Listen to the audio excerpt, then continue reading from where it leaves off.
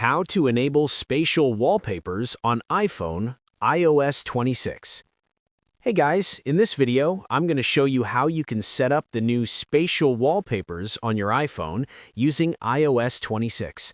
Stick around till the end so you don't miss anything important. Let's get started. This works on any iPhone running the latest iOS 26 update, except for the iPhone 11 and iPhone 11 Pro. If you're using an iPhone 12 or newer, you're good to go. I'm starting on my home screen, and to open the lock screen editor, I'll swipe down from the top of the screen to open the notification center. From here, I'll long press anywhere on the screen until I see the Customize button appear at the bottom. Go ahead and tap on Customize, and this will open the lock screen editor. Now, before adding the spatial effect, I recommend setting a good photo as your wallpaper. Photos of people or pets work best because the depth effect looks much more realistic.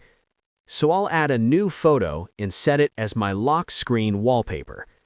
Once the wallpaper is set, look for the small icon next to the three dots on the screen. Tap on that icon, and your iPhone will start analyzing the photo for a few seconds. After that, the spatial 3D effect will automatically turn on.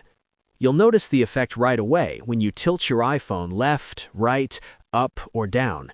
The wallpaper will respond to motion and create this really cool depth effect that makes your lock screen feel alive. That's all there is to it. I'll see you in the next video.